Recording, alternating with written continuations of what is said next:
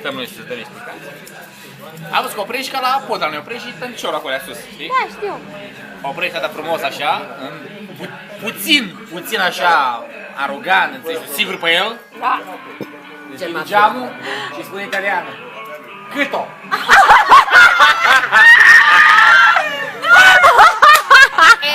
Cred că femeia sătulă de replica asta arată spre un, ca să citeți cineva, dictai ecranul. Cât e acolo? 6,20 €. Imediat. Măsuri, 6,20 €. 6,20 €. Cât-o? Cât-o, băi? Aia a fost maxima. Și maxima lui Marius? Maxima lui Marius? În Austria?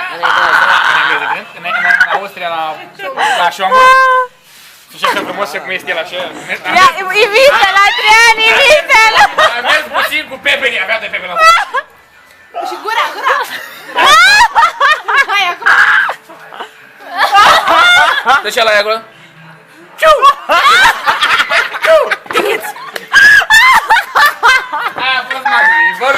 Aia săraca a spus, gata, ăsta bagă pistolul mă pușcă. Dar voi vă dați seama cum am certat eu cu turcul? A fost maxim asta. Deci eu cu turcul la recepție, în engleza mea, în engleza turcului de baltă și în engleza mea, cum am descurcat eu cu ăla, când i-am băgat niște ghiere așa odată, înțelegi? Și mi-a zis ăla că ăsta e hotel de 4 stele și eu am zis că nu este hotel de 4 stele. Așa și că e de 2 și nu mai știam să zic star dracu că stele și am zis până pe românește steaua mătii. Și spunea lui ăla și l-am spune, zice, după 2 zile să mă cazez.